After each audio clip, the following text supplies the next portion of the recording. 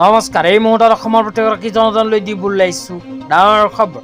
আজি হৈছে 9 মে'। আজি অসমৰ লাখ লাখ দুখীয়াসকললৈ কেইখনমান চৰকাৰী আঁচনিলৈ দিব ওলাইছোঁ ডাঙৰ খবৰ। তো যিসকল মানুহে ভিডিঅ'টোত ক্লিক কৰিছে অনুগ্ৰহ কৰি ভিডিঅ'টো স্কিপ নকৰি প্ৰথমৰ পৰা শেষলৈ চাই থাকিব, কিয়নো এইটো ভিডিঅ'ৰ মাজত চৰকাৰী ঘৰৰ পৰা আৰম্ভ কৰি অৰুণোদয় আঁচনি টকা প্ৰদানক লৈ কেইখনমান গুৰুত্বপূৰ্ণ খবৰ আপোনালোকক প্ৰদান কৰিম। অনুগ্ৰহ কৰি ভিডিঅ'টোত ক্লিক কৰিছোঁ, এই ভিডিঅ'টো স্কিপ নকৰি প্ৰথমৰ পৰা শেষলৈ চাই থাকিব। লগতে মোৰ চেনেলত নতুন হ'লে প্লিজ চেনেলটো ছাবস্ক্ৰাইব কৰি মোৰ লগত থাকিব। তো বলক ভিডিঅ'টো আৰম্ভ কৰি আজি প্ৰথমটো গুৰুত্বপূৰ্ণ খবৰৰ বিষয়ে বিস্তাৰিত জানি লওক। আজি প্ৰথমটো গুৰুত্বপূৰ্ণ খবৰ হ'ল প্ৰধানমন্ত্ৰী আৱাস যোজনা গ্ৰামীণ চৰকাৰী ঘৰলৈ। তো আপোনালোকে মোবাইল স্ক্ৰীনত চাব পাৰিছে এনেকুৱা এক বিশেষ আপডেট ইতিমধ্যে আমাৰ হাতত আহি পৰিছে। ইয়াতে লিখা আছে प्रधानमंत्री आवास योजना ग्रामीण के तहत मकान निर्माण की सहायता राशि के बारे में जानने के लिए। तो আপোনালোকে যদি চৰকাৰী ঘৰৰ বাবে আবেদন কৰিছিল তেন্তে আপোনাৰ বেংক একাউণ্টত চৰকাৰী ঘৰৰ টকা সোমাইছে নে নাই কেনেকৈ চাব আপোনালোকক বিতংভাৱে জনাই দিছোঁ। এই বিষয়ত 1 নম্বৰত কোৱা হৈছে pmayg.nic.in की वेबसाइट पर जाए।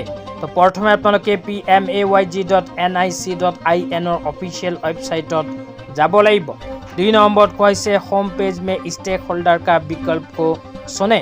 তাৰ পিছত আপোনালোকে होम पेजत গৈ स्टेक होल्डर অপচনত ক্লিক কৰিব লাগিব। তো তাৰ পিছত 3 নম্বৰত কি লিখা আছে পঢ়ি আপোনালোকক বিতংভাৱে বুজাই দিছোঁ, অনুগ্ৰহ কৰি ভিডিঅ'টো চাই থাকিব। তাৰ পিছত 3 নম্বৰত কোৱা হৈছে IAY by PMAYG बेनिफिशियरी का विकल्प सुने।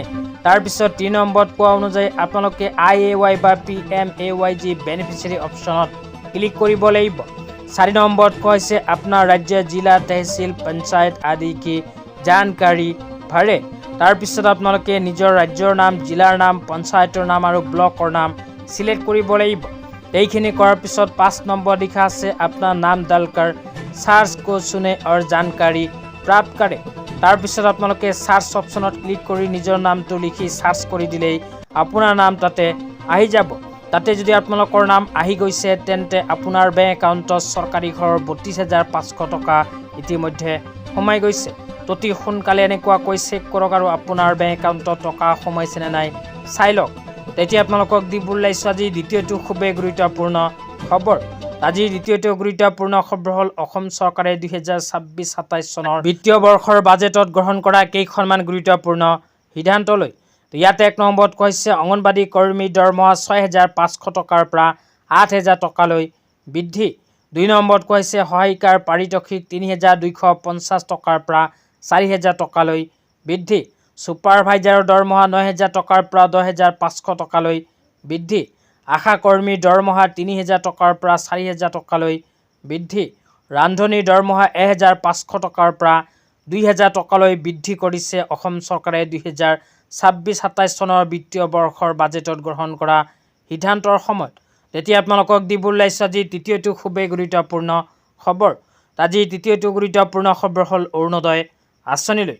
তো আপোনালোকৰ নাম যদি অৰুণোদয় আঁচনিত অন্তৰ্ভুক্ত হৈ আছে তেন্তে অনুগ্ৰহ কৰি ভিডিঅ'টো প্ৰথমৰ পৰা শেষলৈ চাই থাকিব, কিয়নো যিসকল মহিলাৰ নাম অৰুণোদয় আঁচনিত অন্তৰ্ভুক্ত হৈ আছে সেইসকল মহিলাই প্ৰতি মাহতে লাভ কৰিব অৰুণোদয় আঁচনিৰ ধন। তো আপোনালোকৰ নাম যদি অৰুণোদয় আঁচনিত অন্তৰ্ভুক্ত হৈ আছে আৰু যোৱা মাৰ্চ মাহত অৰুণোদয় আঁচনিৰ 9,000 টকা একেলগে লাভ কৰিছে তেন্তে আপোনাৰ বেংক একাউণ্টত এতিয়াৰ পৰা প্ৰতি মাহতে অৰুণোদয় আঁচনিৰ টকা সোমাই যাব। তো যোগ্য মহিলাসকলে 10 মে' তাৰিখে লাভ কৰিব পাৰে অৰুণোদয় আঁচনিৰ টকা, কিন্তু অফিচিয়েলি কোনো আপডেট এতিয়ালৈকে প্ৰকাশ হোৱা নাই। যেতিয়া কোনো অফিচিয়েল আপডেট প্ৰকাশ হ'ব লগে লগে নতুনকৈ ভিডিঅ' বনাই আপোনালোকক জনাই দিম। আজি ইমানেই। ভিডিঅ'টো চাই কেনে পালে নিশ্চয় এইটো ভিডিঅ'ৰ কমেণ্ট বক্সত কমেণ্ট কৰি জনাই দিব। তো